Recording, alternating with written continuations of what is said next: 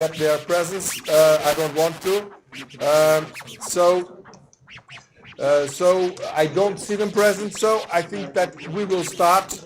I had the opportunity already yesterday to convey to you firsthand my feelings, my emotions in my reading of what was the day of yesterday and what has been this process of elections. We now had the time to get together. We got a press release. I think that you all have it in your hands. And I would like this time to, as we have really an issue of timing, to give first the floor to my colleagues for them to express themselves, and then, depending on the time available, going with questions and answers. The sound is still a problem. Okay. The sound is still not loud at the back. It's better? Yeah. It's better? Okay, but now he is going to speak. I'm just going to pass the floor to my dear colleague Willem van der Gest, that is really the expert of this thing. He is the one that is half Bangladeshi, and he has been here for many, many times, and he has been guiding us. And I'm really very honored. It's yours, Willem. Thank you, Paolo. And I hear that the sound works well. So, yes, this year, it's nearly 40 years ago that I first worked in Bangladesh as an economist with the Planning Commission, Polikolpana Montfraneloi. And I have ever since followed economic development as well as governance and sustainability issues in this country very closely. And I don't call myself half Bangladeshi, I don't know the percentage, but I'm not unfamiliar with your society and what's going on. So we have a short report on our observations. Yesterday, we were able to be in 4 electoral constituencies, Dhaka 10, Dhaka 19, Dhaka 20, as well as Narayanganj 1. So I have 3 key points that I want to make at this introduction. And of course we know the context of the elections, violence, arsons, terrible, terrible things that happened. This violence has claimed many lives, caused injuries to many people, human sufferings, and nothing can justify those kind of incidents, that kind of violence. Freedoms and human rights of Bangladeshi people were jeopardized by this way, that violence that happened in the run-up to these elections. And we would like to be sure that that does not ever happen again. That should be a really high priority for the government as well as for civil society. Now, the boycott of the elections, in our view, in my view, speaking here for myself, it does not invalidate the outcomes of the 12th national elections. So, of course, we think that all registered parties should participate in all elections as much as possible, national as well as municipal elections. So we don't think the boycott means that the elections were not valid. A point from our observations here back, in the various constituencies. Mark will speak after me, and myself, we were in Narayanganj. We managed to observe 7 distinct polling stations.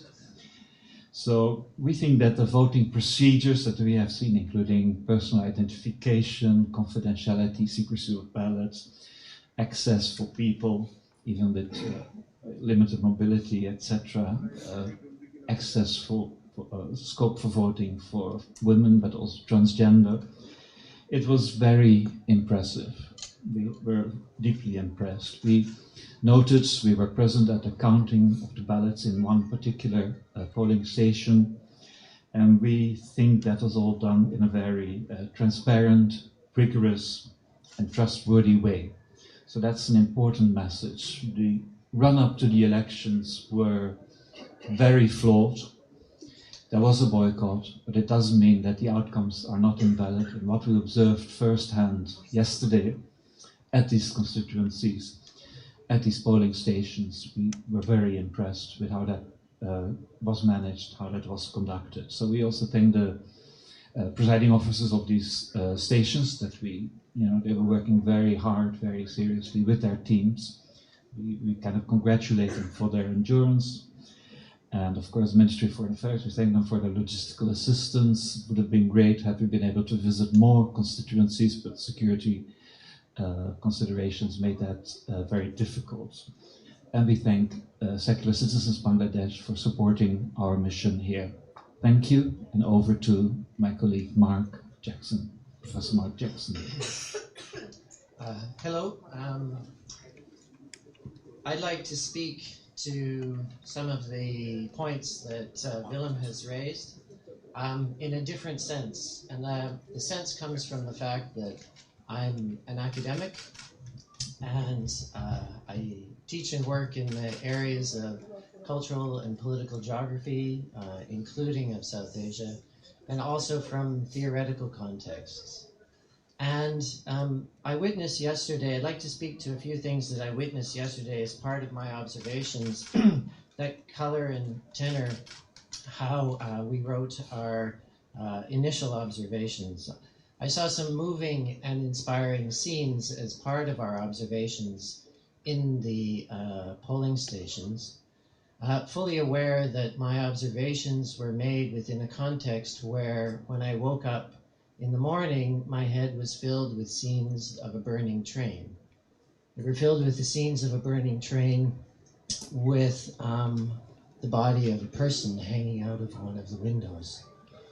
So I knew that I was going into a situation, and of course I had known this from previous visits, I knew that I was going into a situation where people were being deliberately intimidated and violence was occurring to prevent people from going to vote.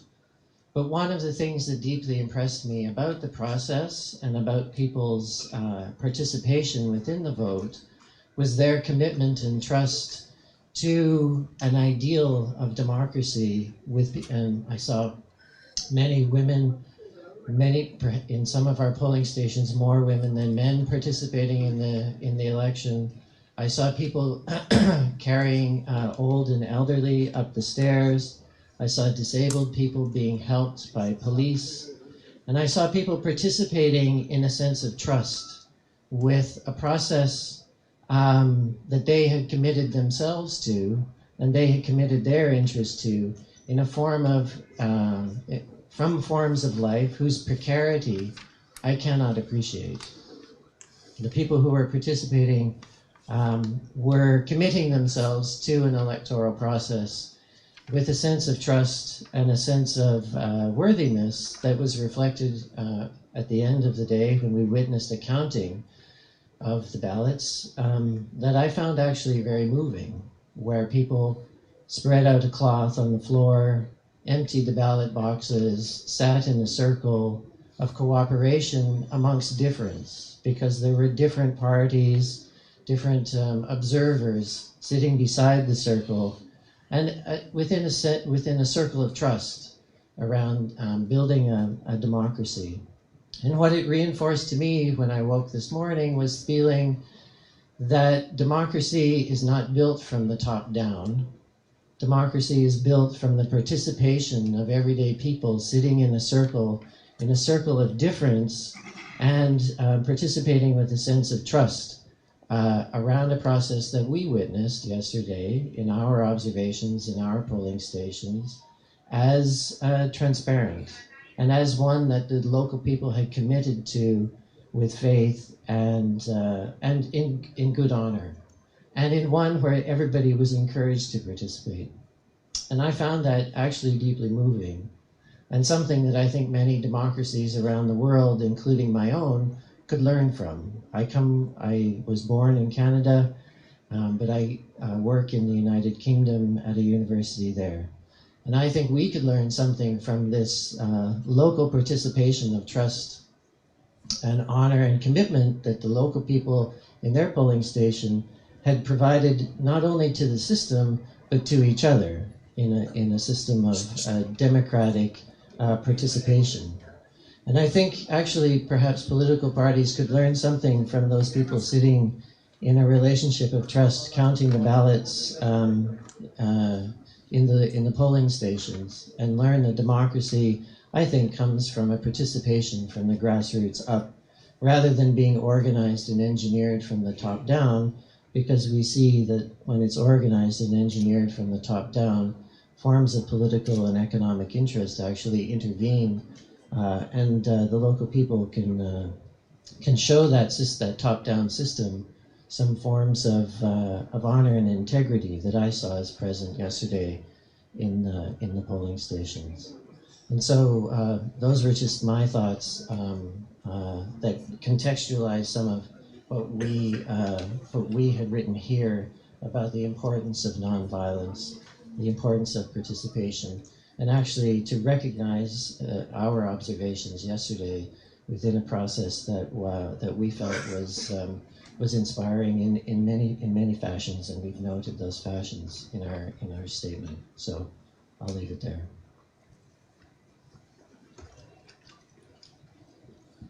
Thank you. So we are now available for some minutes to set if you have any question to address any of us. Please, we will be very pleased to. So, hi, this is Moshe Tassiba. I work for Channel 24. This is Moshe Tassiba. I work for Channel 24. My only question is, SADF recognized the results, outcome of the voting, right? This is precise, and we say that we write that black on white on this press release. The issue is that the alternative to low participation is what?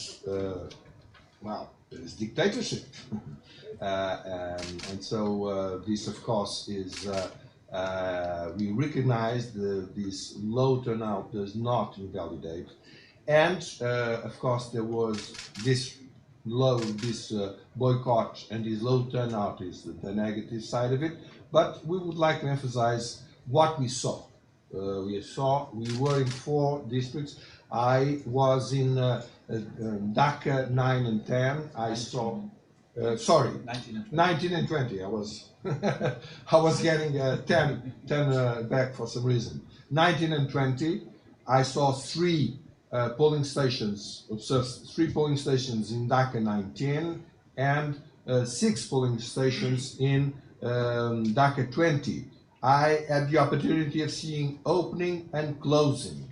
I saw everything and went to put my nose everywhere, of course with the authorization of the officials. And I was positively impressed. I'm not going to say that everything was perfect. No. Okay. We will have a detailed report that will be public, and you will see that some things, I think there is room of improvement. But fundamentally, what Mark said here, that touched him very much. I mean, touched me as well. The moment there was this, very tiny room that was the main room of the school, that was the polling station, and the moment that it was a group, actually it was the same number of ladies and gentlemen, the officials of the polling station. I think it was 6, and they unrolled, the carpet on the nice carpet on the floor, and then the polling, the ballots were overturned on the carpet, and the 12 of them started, picking. It was a magic moment. I said that. I made a social media tweet or something like that, or WhatsApp. That's what I felt. It's a magic moment, and we should not jeopardize it. It was very, very important, and I really hope that there will be a dialogue and that there will be a full participation in the next elections. And please do not throw up what you have achieved, because that's very important.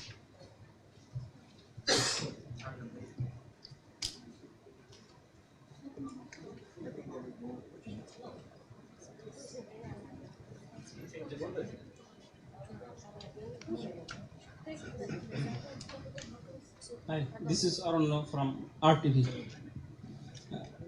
You said you observed this election was not fully participatory. So, do you have any suggestions to the government for how they can participate? They can organize this election participatory.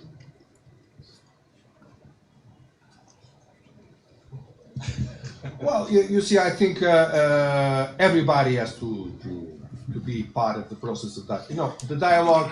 There is this. You need two for tango. You know, I'm not. I don't know if that's a very good English expression, but I'm not going to say, oh, the fault is this one, or not the other one. All of them, they have to cooperate. I mean, of course, you cannot go to the table and say, no question, I mean, I will not be participating if you do not get out of the government. That's what it means. You know. It's not, it's a non-starter.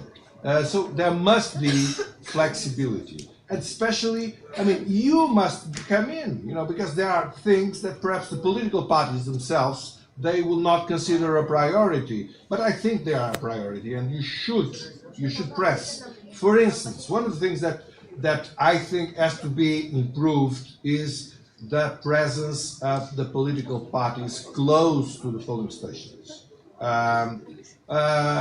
In Europe, this cannot be done. You know, in the day of the elections and the day before, you have to stop any sort of electoral move and appeal.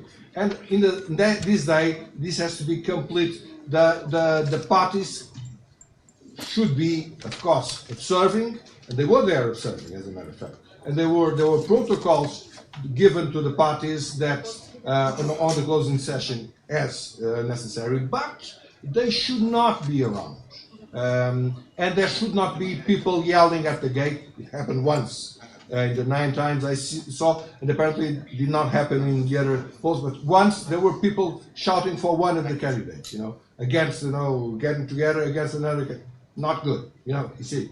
And of course, I imagine this low participation, it was like that. Imagine that there was a big participation, much worse. And these sort of things that perhaps the parties will not consider to be a priority, you, the public opinion, you have to press on this, because this is fundamental for having calm. You know, of course, we must have polarization, we must have debate. That's good to have debate, different opinions. Should we go here? Shall we go there? But to an extent, you know, not exaggerate on this.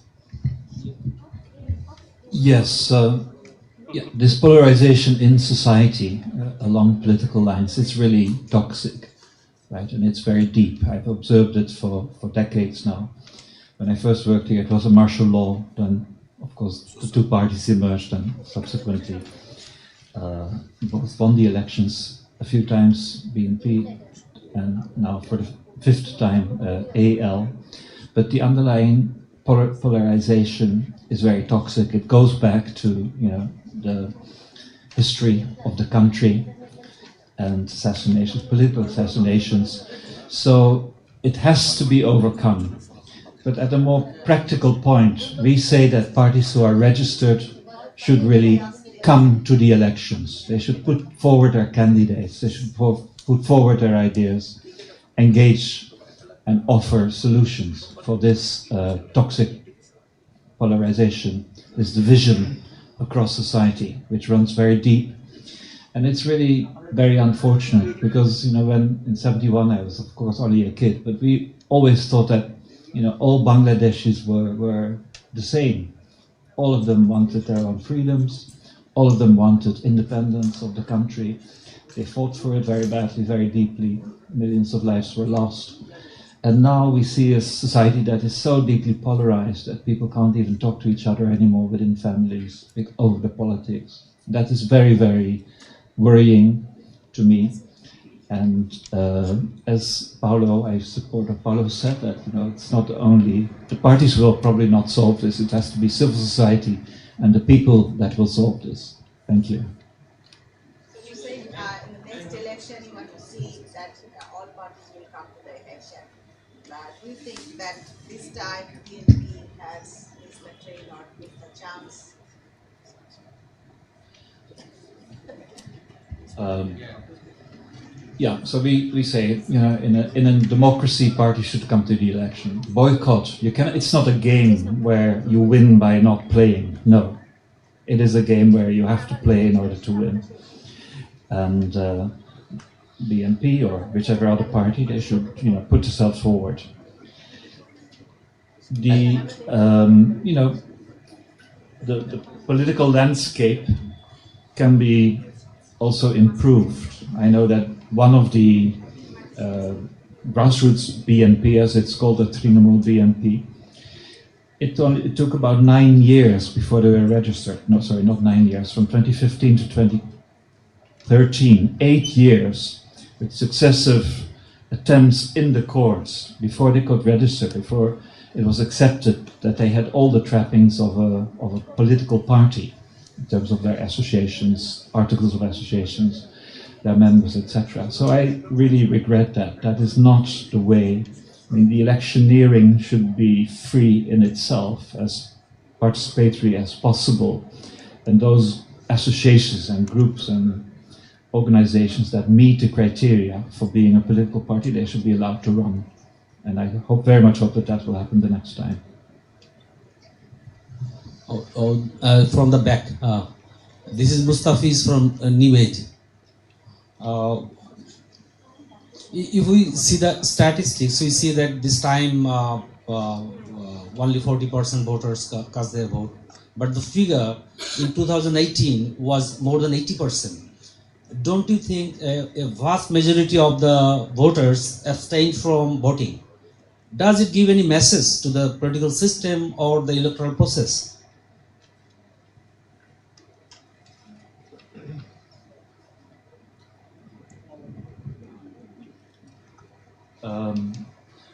I'm not yet sure about what final will be the you know, number that the Commission will come out with, percentage of participation. But what we saw yesterday was definitely participation. In the particular polling station where we were present at the counting, the actual participation was 61%. No, I am referring to the official statistics given so far by the Election Commission. Right, I don't know precisely what the latest version of it is. Yes. But we know you are observing the whole process, and that is also what the Election Commission is doing. And right. Yeah. Yeah, so it's low, but it doesn't invalidate the outcomes of the election. A key point. People are dissuaded or unwilling to vote. It doesn't mean that they the outcomes of the elections are invalidated.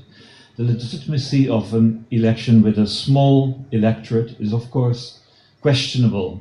In the European context, for example, the European parliamentary elections in many years had a very low turnout in the orders of 30% or so. But it doesn't mean that the outcomes of those elections were not legitimate. They were, because people were able and could vote as they wanted. Thank you. Can you recognize yourself? I forgot your name. Oh, yeah. Sure. Actually, that's my fault, you know.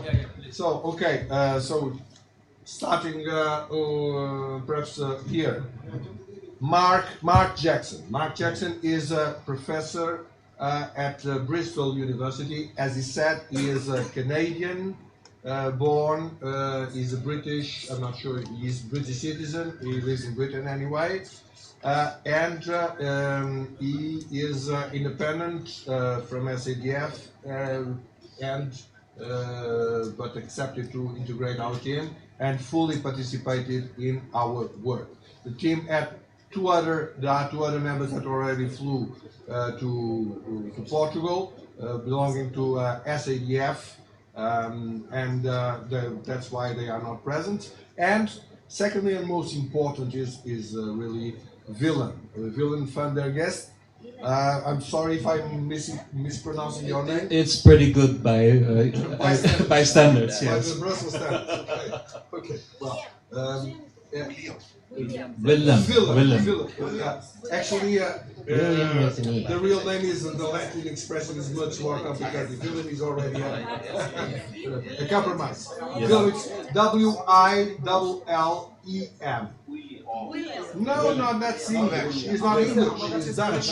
It's Willem. Willem. It's Willem. You know, that's the way. That's the short version.